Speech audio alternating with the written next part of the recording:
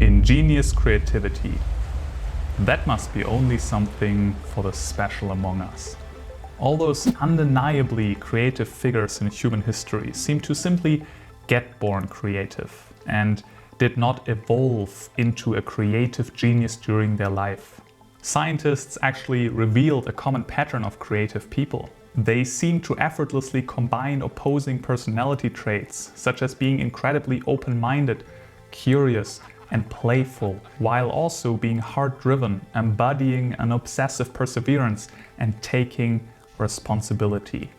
Additionally, they simply seem to have an above-average IQ. And this seems to be all rather based on one's genetical predisposition, right? So therefore, creativity should be something that you simply have or not have. Well, I argue that this is not the entire truth to the equation. While I agree that genes play a crucial role in everybody's lives, I simultaneously argue that all those ingenious people in history displayed common behaviors that allowed them to leverage their innate creativity. Knowing about this common pattern and copying their behavior will connect you to your own source of creativity in a way and intensity that you have probably not experienced yet.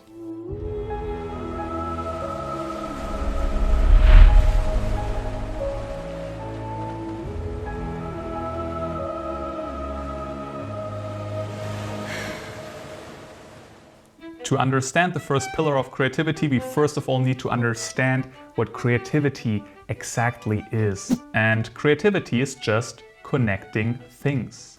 It's about connecting the dots in a new and novel way. An example is Steve Jobs wanting to build a laptop without a keyboard. Nowadays they call it the iPad. That's a creative idea by itself, but when they started to work on that, he connected this thought with the thought of building an iPhone, and he came up with the idea of creating a smartphone with a touchscreen. I actually started on a tablet first, and I had this idea of being able to get rid of the keyboard, type on a multi-touch glass display, and I asked our folks, could we come up with a multi-touch display that we could type on, I could rest my hands on and actually type on. And about 6 months later, they called me in and showed me this prototype display. Now, we were thinking about building a phone at that time. And when I saw the rubber band, inertial scrolling, and a few of the other things, I thought, my God, we can build a phone out of this. Now, to be able to draw such new connections, you need dots that you can connect with each other. And dots are knowledge. Simply sitting around, connecting to the universe and coming up with creative breakthroughs is a romanticized idea about creativity. Before this can happen, you need to learn and acquire knowledge. The most creative humans in history were one of the most hard-working people. Being in the field of technology for years helped Steve and his co-workers to come up with the idea of a touch display. They had a vague idea that this might be possible, and while working on that, they realized that they could even build a phone out of it. Without experience, they probably would have never come up with such a brilliant idea. But watch out! While learning, you always need to stay open-minded and question the very foundation. Play around with what you learn, otherwise you will become blind for new opportunities.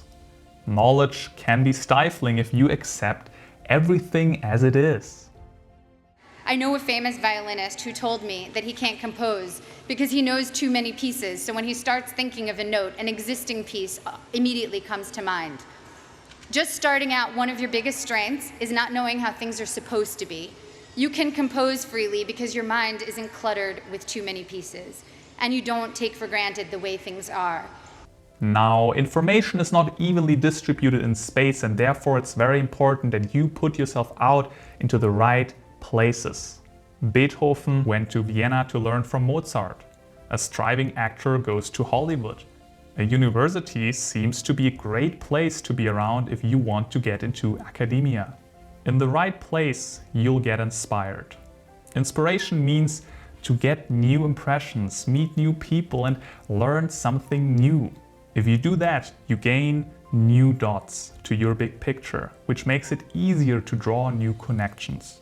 Now, that doesn't mean that you need to constantly move.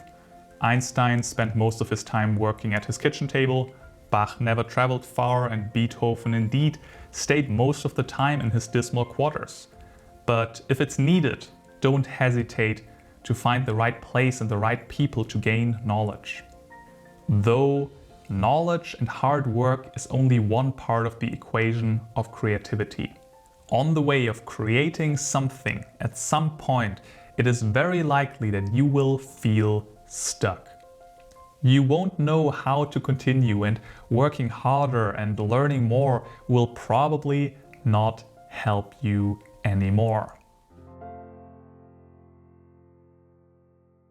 So at this point, you simply stop. You stop trying and you let yourself regress to the stage of relaxation.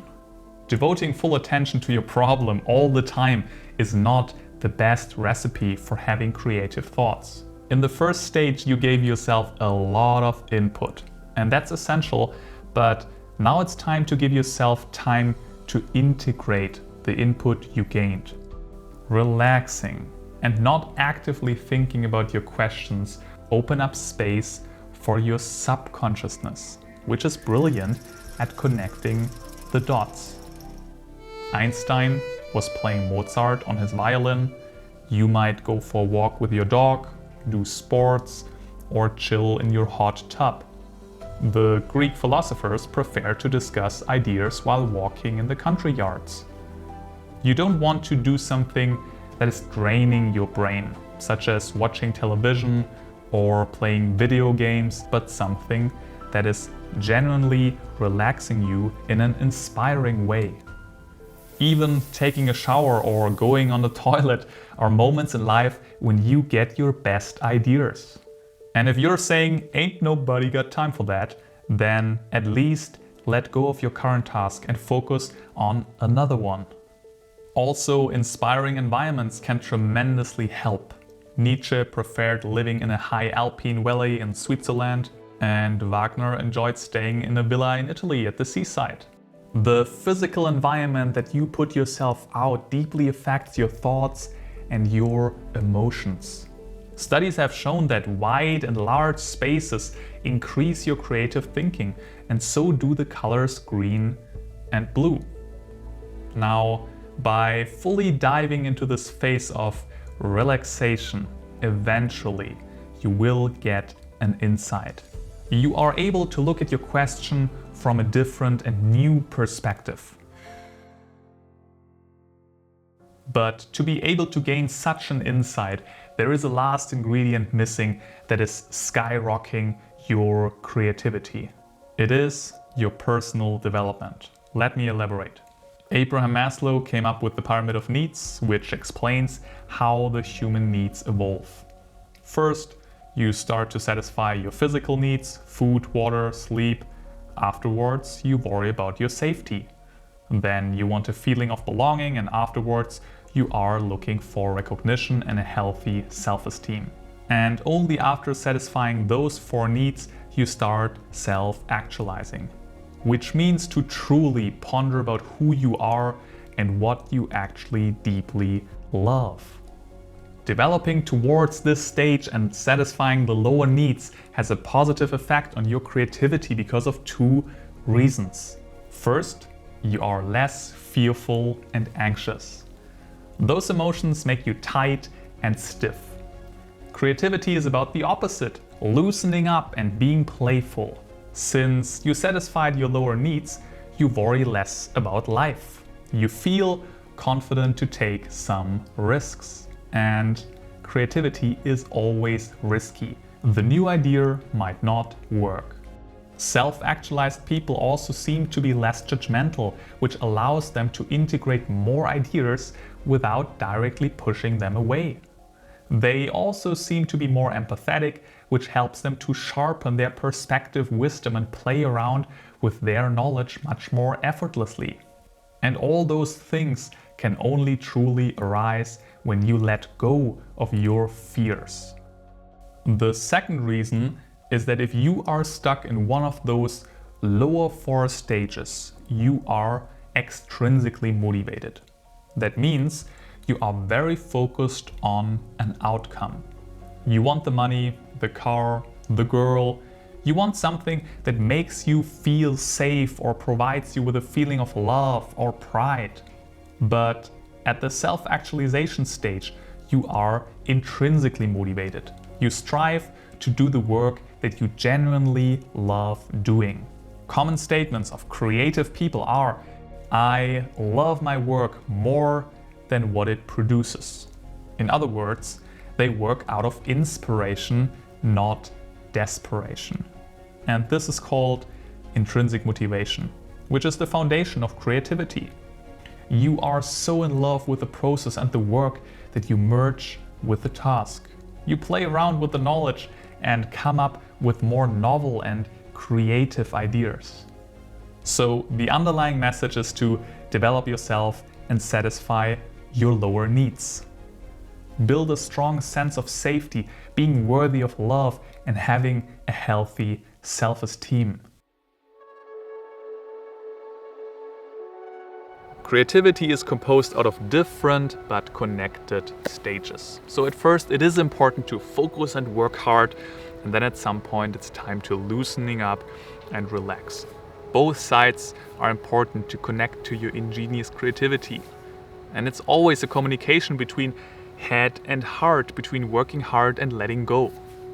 And on top of that, it's also essential that you work on your personal development. Satisfying your safety needs, your self-esteem needs, and your love needs actually is a great leverage to feel more intrinsically motivated, but also to let go of your fears. So a side product of self-actualization is actually creativity. And that brings us to the end of this documentary. So give a thumb up and also comment below what you think about this video. The more you interact with this video, the more the YouTube algorithm will share the video to other people. And also, if you're interested to learn more about creativity or to figure out what you actually want to create in life and find your life purpose, or want to work on any other psychological topic, you can also hit me up. I'm a psychologist and coach. This is really my core business, to do one-on-one coaching. So there's a link in the description below. We can just have a first call and just talk about how I can help you and how working together would actually look like. And yeah, I would also like to thank you to actually stick around until the end. It's meaningful to me, especially with those videos where I put more effort into it than usual. And yeah, with that being said, I wish you a beautiful week and I'll see you around.